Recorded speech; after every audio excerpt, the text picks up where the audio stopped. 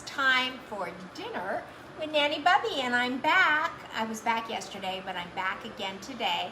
So happy to be here, even though I'm leaving again on Friday, but I'm not leaving without announcing our summer barbecue tournament master winner that is going to win a box of their favorite Temecula olive oil from the Temecula Olive Oil Company. And the timing is perfect because I'm leaving Friday to go down to Laguna Beach, where I discovered the Temecula Olive Oil Company. And so I'm very, very excited. Hey there, Nancy Collusion, Schlink. I can't get used to the Schlink, even though you probably had it for 45 years or so. But anyway, I've always knew her as Nancy Collusion many, many, many years ago. And Sue Plattner is here, and everybody is coming in. So tune in on Thursday when also, hey there, Teresa Anderson and I, who Teresa won the week that I left town for the alcohol, well, let's see, I'm trying to think of it was desserts. It was for desserts. And Teresa and I are going to be making her very favorite watermelon, I have to read it because it's a lot of words, watermelon aqua fresca drink. And very excited to do that with Teresa. I'm excited to see her on camera. I'm excited to get her all set up and have a really good time. So join Teresa and me for that.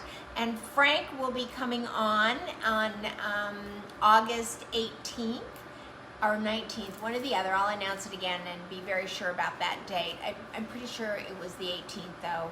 And Frank and I are going to be, or maybe it was the 19th. I think whatever the Thursday is, so I think it's the 19th. Frank and I are going to be making whatever Frank wants to make from his cookbook, of course, because he loves to cook from that. So we'll be doing that. And we are going to make one skillet chicken Puttanesca today. So I want to talk just a little bit about the chicken Puttanesca. I love Puttanesca sauce. I love arrabbiata sauce. I love marinara sauce. I just love these extra beautiful, flavorful Italian sauces. And the Puttanesca sauce of all the sauces are my very, very, very favorite. And I found a recipe by Bon Appetit, which I've adjusted somewhat and given it a little bit of a Nanny Bubby, flash. Hey, Megan. Nice to see you. Glad to have you here. I am going to make this Puttanesca sauce, and I'm very leery of it. I'm leery of it because it's actually being made in one skillet. And I always think of sauces as having to cook a very long time to get really rich and get those flavors melted and melded into each other, like when we made the tomato sauce and all these others. Hey, Frank. Nice to see you.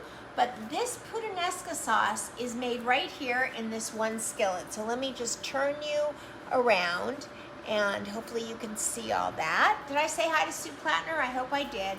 And we're going to take about 3 tablespoons. This is Temecula olive oil. It's their reserve. This is the fall harvest, and this is at the end of the season. My pan was already hot, so let me just pour in about a tablespoon here. Go. And what we're going to do is we're going to take this chicken, which you had a view of just a minute ago, and we are going to brown the skin. So these are chicken thighs, bone in, skin on. This was already hot, so let me just get this evenly dispersed here. See it crystallizing. I think we need just a little bit more. There we go. Whew.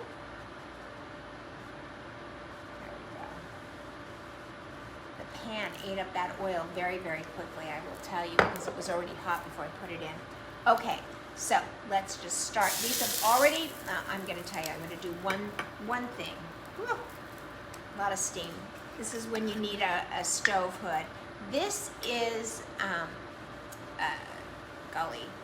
Chef Vincenzo and Cheryl Ness's perfect Italian seasoning. And so I actually am going to put on this amazing Italian seasoning. You should smell it.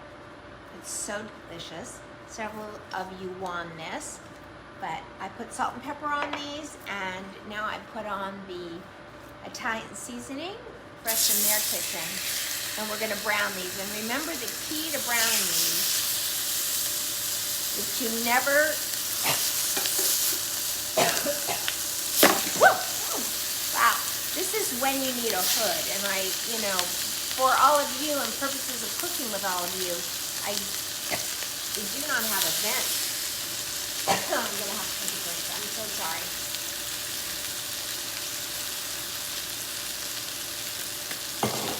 I actually need this vent. Maybe I just have to turn this vent on. Just have it maybe pull some of that smoke. Okay, sorry about that.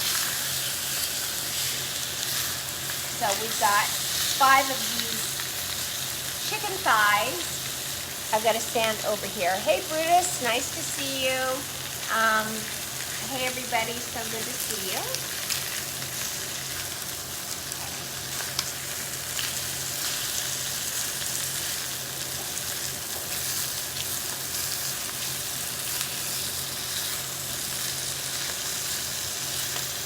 Okay, so we're going to let that cook down.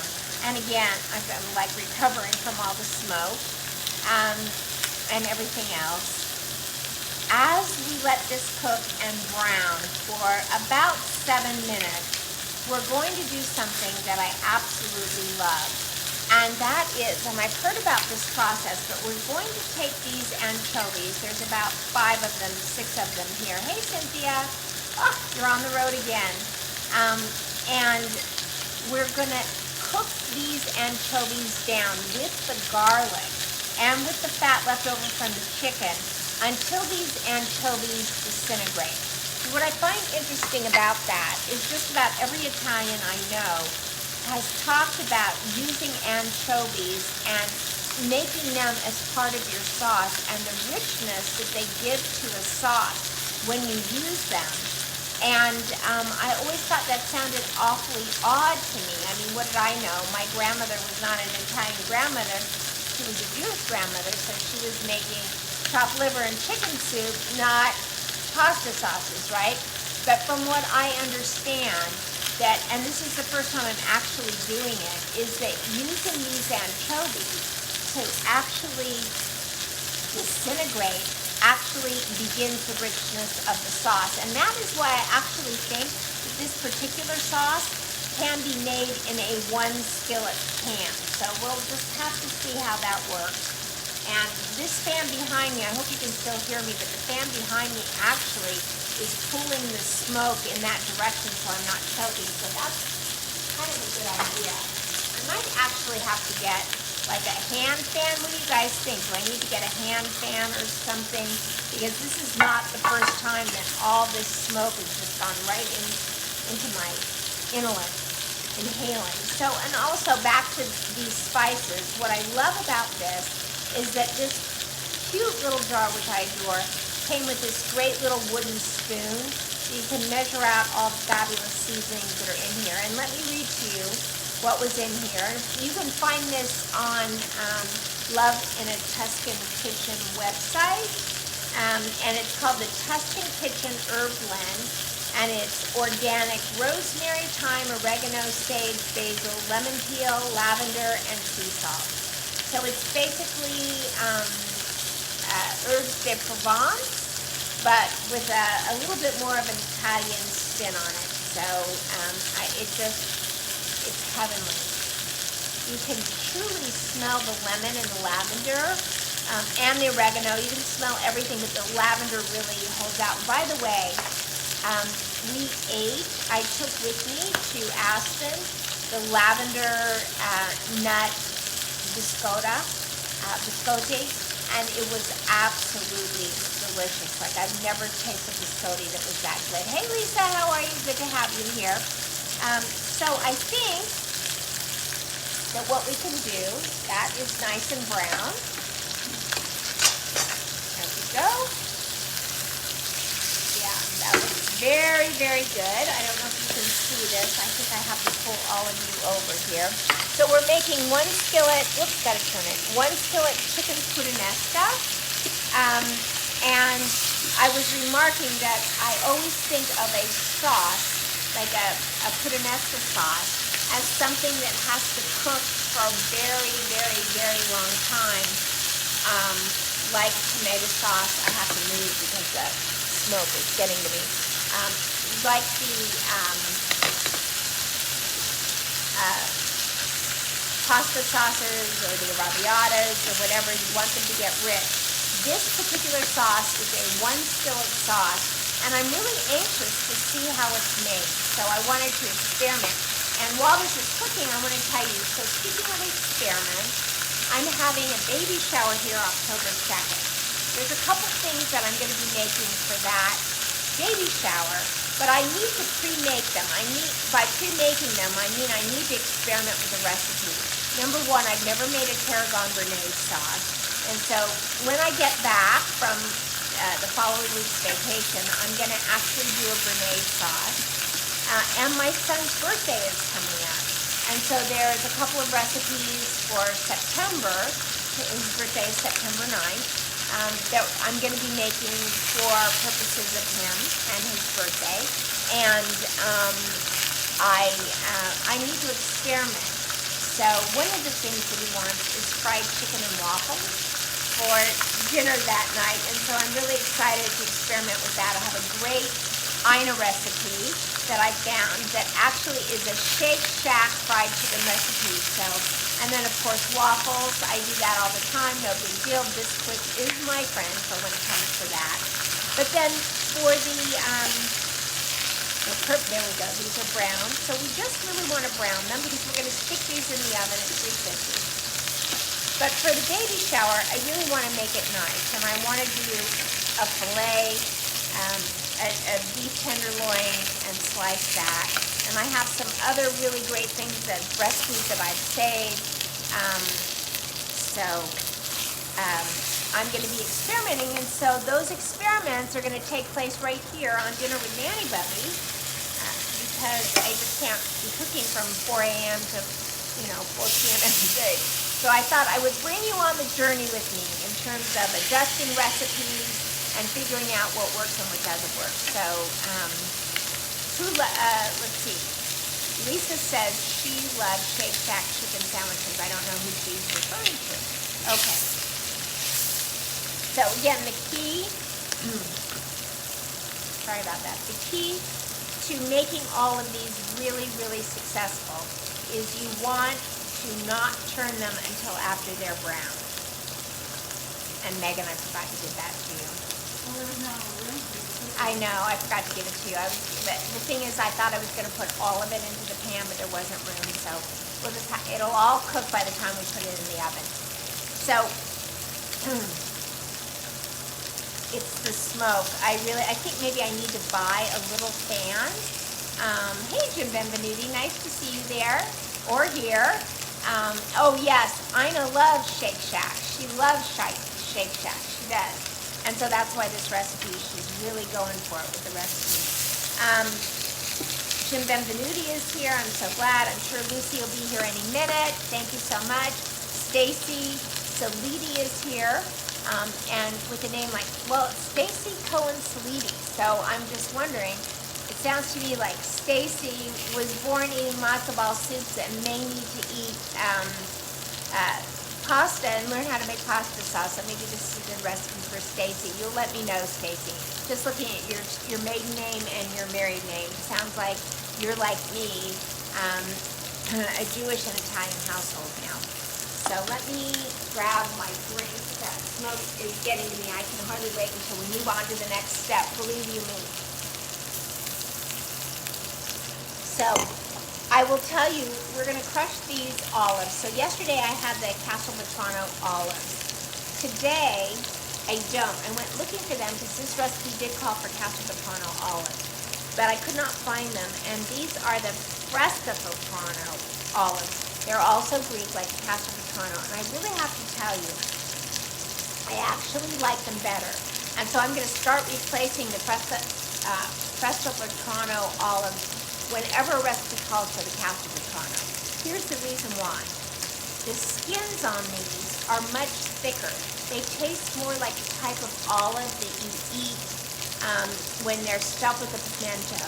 Just a really thicker skin with way more flavor in these than in the Castelvetrano. And the Castelvetranos to me just feel really flimsy in my mouth and I really don't like the texture of them. So I was very happy that accidentally they were out of the Castle Vetrano. I brought these home, I tasted them, and I'm gonna tell you, look at they're large, the skins are thick, they're pitted, they're absolutely fantastic. I really like them. Really like the texture. So we're gonna take this handy dandy Pampered Chef. I always forget the name of this. This is the crusher. We use these for olives. We use these for tomatoes. We can use them for even fruit. And we're going to just crush these up. I don't know if you can see that. And really not too much either, because for the most part in Puttanesca, sometimes the olives are crushed up a lot and sometimes they're just sliced. And honestly, when I eat an olive that is this good, and these Fresco Vetrano olives are absolutely delicious, and I wonder if, Megan, could I ask you to go in the recycle bin and just pull out the glass jar, because I really want to show all of you the label on that, just so you get it right. I need a fan, don't I? I need a fan for this. Let me just get one more. Here we go. Oh, there you go. Okay, whoops. There we go. It's backwards. Frescotrano. That's all it is. It's Frescotrano olives, so that's really good. Okay, Lisa says, where did you find such unique olives? Whole Foods. Yes. Yes. They're made by Davina, and they also make the Castle Vetrano, which I used yesterday, but they were out today. So I thought, well, I'm not going to go running all over town looking for them, and I grabbed these. I Googled the difference between the Castle Vetrano and the Frescotrano. Hey, Roseanne, nice to have you here. I'm going to give these a turn. Oh, look how nice and beautifully brown this is. Look at that. Look at that. Oh, my gosh. That's absolutely gorgeous. So we'll give those just a few minutes. There we go. That's beautiful. Beautiful. And they're made by Davina, the same. Oh, did you take it? Is it back in the trash? Okay, that's all right.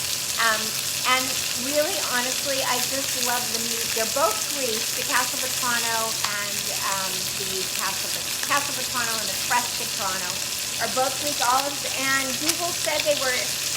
When I Googled it, it said that they are a good substitute for each other, but I truly do like this Fresco Vetrano better. So we're going to put these into the sauce. So these are almost ready to come out. Your mouth is watering. I love you, Roseanne. Speaking of which, you posted some gorgeous food. Okay, I'm going to turn this off just to give it a minute to cool down. That's nice and brown on the back. Okay. Now these are going to bake in the oven at 350 degrees. All in this skillet. We're just going to snuggle them in the pot. Let me pull this just a little bit closer. And what we're going to do is we're going to, as you remember I said, we are going to put in, I'm going to put in the anchovies first. So we are going to cook these anchovies until they disintegrate. So how many of you that are Italian can tell me that you remember your grandmother literally cooking with anchovies and putting them in a sauce until they absolutely disintegrated, for which I need that. Or how about a wooden spoon? There we go. So I'm going to cook these down until they disintegrate in the oil that is here. It smells so good. And we're going to add to this 6 cloves of garlic. Yes, the pan is cast iron, Jim, because you don't want to cook Italian unless you're in cast iron, right? For sure. So either this is a new Italian gourmet technique of taking this, and it smells so good, with the garlic now and with the anchovies disintegrating down into the oil. I've turned the pan down low, very low, and we're just going to cook this down. Can you see it? Yep, Frank has heard of it. Yes. cool shape too. Yes, this is a really beautiful shape. It's my first cast iron pan, and I bought it specifically so that I can use it. It was just so beautiful. I was using it for a frittata for a birthday brunch that I was having for a family member, and I love the shape of it. Okay, so I think this is good. So now what we're gonna do is, and you can smell the garlic. Can you smell it, Megan? It smells so good, doesn't it? And you can see just little bits of the anchovy in there, but they have definitely disintegrated. Okay, anybody? Hey, Jackie Roth, how are you? So anybody's grandmother used the anchovies and break them down and let them disintegrate for part of their pasta sauce. Anybody? Let me know. I don't see anybody. I thought maybe Benvenuti would say something. Frank said yes, that he used to, so we can always count on Frank. All right, and just again, speaking of Frank, he's going to be with me, I believe it's the 19th, for his win for the alcohol drink that he posted. And Teresa's going to be with me this Thursday where we're making the watermelon aqua fresca drink. So I'm really excited about that. Anyway, Lisa says that probably, but she doesn't remember for sure. So I get that. Okay, so we reduce the heat. We put the garlic and the anchovies in. We're going to stir off until the garlic is softened and the anchovies are disintegrated, which it's perfect. And then we're going to sprinkle in the red pepper flakes, which is probably going to make me cough again. Half a teaspoon. There we go. There we go. That's a lot of red pepper. As Yotam Ottolenghi says, a little bit of a cough is a good thing because you know the red pepper that you put in is working properly. Okay, so you can really see, I just really want to tilt this and let you see this.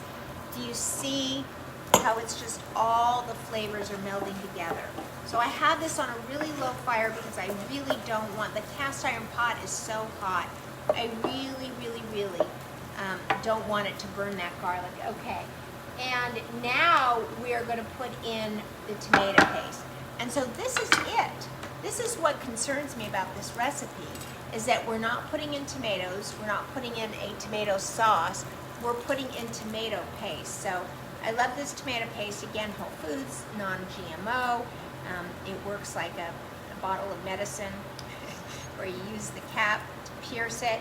And we're going to put in, it's 2 tablespoons, let's see. Yep, 2 tablespoons of the tomato paste. So there's about 1. I'm going to go a little heavy on the tomato paste. There we go. Okay, since that is the base of the Puttanesca sauce. Now the thing about this tomato sauce, and again, this is a Yotam Ottolenghi technique, is that you want the tomato paste to caramelize a little bit. And I never thought of doing that. But honestly, that's where you bring out the flavor. Number one, you cook out the acid of the tomatoes. I purchased the pan, Judy, at Williams-Sonoma years ago, but it is made by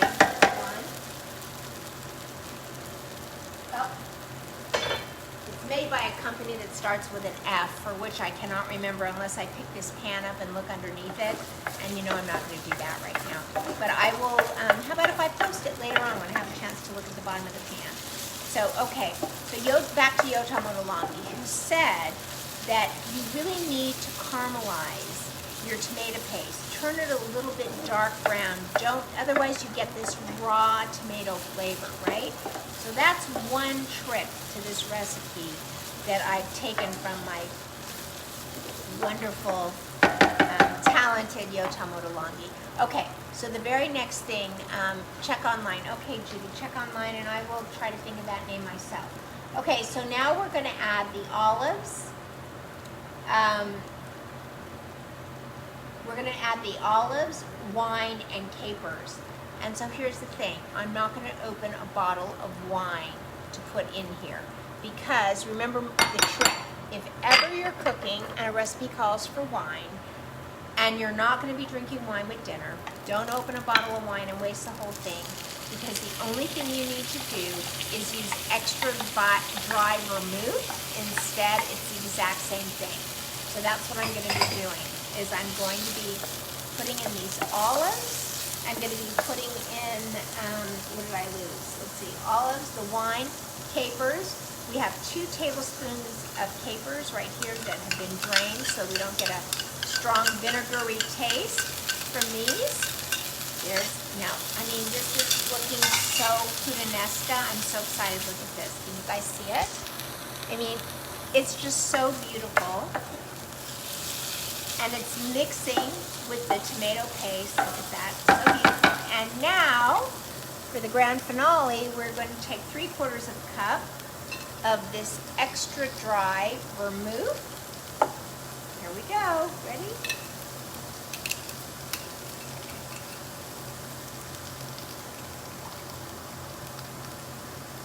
There we go.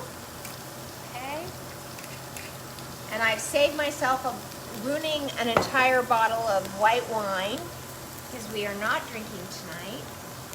Now, if you're dieting, I know my husband's watching this, who, bless him, he lost 4.5 pounds on vacation while having a really good time, but watching him, just eating what he loves best and letting go of that sugar. Okay, so, but even so, if you're cooking with wine, yes, I think you're right, Lisa. Thank you. F-I-N-E-X, Finex. That the alcohol and most of the calories cook out of the extra dry vermouth, and what ends up happening is really what you're doing is you're just flavoring the olives, the garlic, the anchovies, and the capers, and we're melding it all together. Okay, so let's see. I believe that we're going to cook this until most of the wine has evaporated. So that's why cooking with this is not a bad thing, because you're going to let it evaporate, and so you're not getting the calories, you're just getting the fact that you have flavored, I'm going to turn this up one more time, that you have flavored the olives and the capers and the garlic and the anchovies and everything else. Okay, here we go. So, very frequently, as you know, I have told you while this is evaporating, I'll remind you that I've told you that I have this dream that next summer we will all meet in Tuscany somewhere at some great cooking school, and we can all sign up and spend 5 days in Tuscany at this cooking school, which I have no idea where. And my dear friend Lindsay is going to, so we have to be close to Milan so that she can set us up and take us and join us, and then take us to a fashion extravaganza in Milan as part of a day trip or a 2-day trip, or when we first get into town. I'm not sure how it will work. And I kept thinking, how am I going to find a great, hey Gloria, nice to have you here. Gloria Dunkel is here. Everybody say hi to Gloria. I feel like she's new. And I thought, how am I going to find a cooking school? How am I going to find a great place that is beautiful, that has an amazing view, that will do a great cooking extravaganza for all of us to meet and have fun? And then it dawned on me. Cheryl Ness and Chef Vincenzo, who are from Tuscany, have to, hey there, Lucy, nice to see you. They have to know the best place to recommend. So I was going to reach out to Cheryl today. Judy, if you're listening, you can let her know I'm going to be calling her tomorrow because I ran out of time today. But she's been on my list to do, and I think I'm going to work with Cheryl for as long as I can and figure out some fabulous, fabulous place, and hope that COVID is off the planet by next summer, and we can all meet in Tuscany and spend 5 days looking at fashion in Milan and cooking in Tuscany and have a wonderful time. So give me a thumbs up if that sounds great to you guys. I know I brought it up a few months ago, and Teresa said, I remember, she said, sign me up, but I had nothing to sign you up for yet. Okay, so here we go. We're going to transfer, so we're going to snuggle, I love that word. We're going to snuggle the chicken into the pan. I'm gonna move the chicken around and move the sauce around. In fact, I'm gonna get a spoon. Hold on a minute.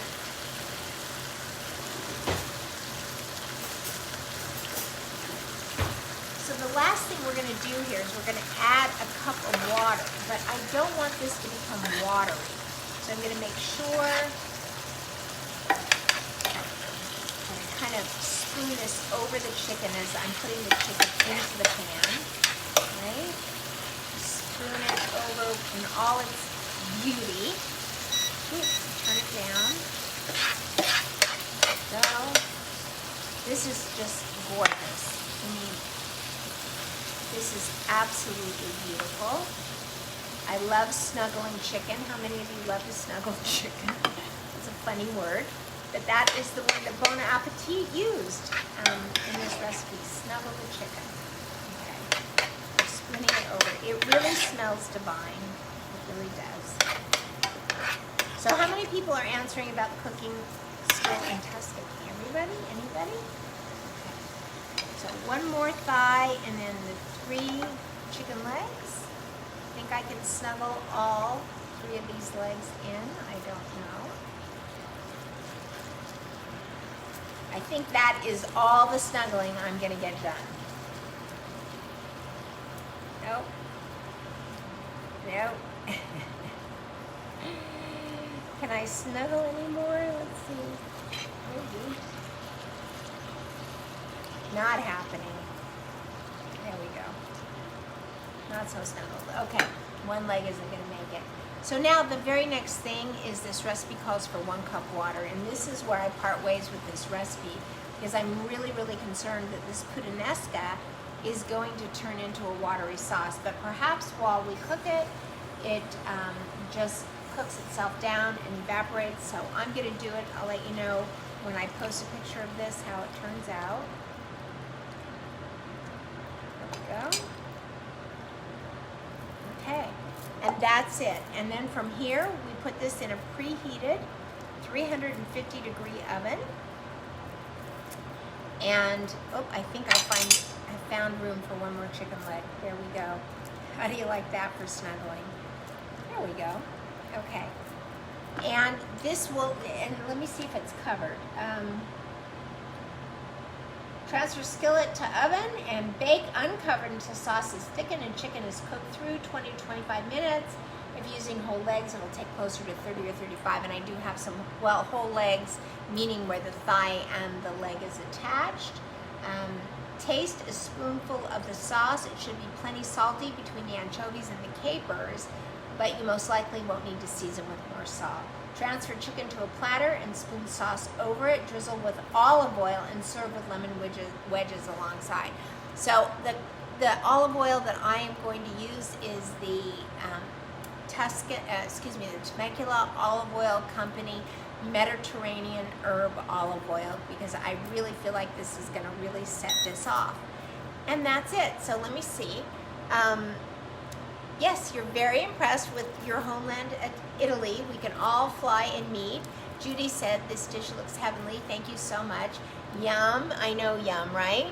And Lisa said that's hysterical, but I can't remember what was hysterical. What did I say?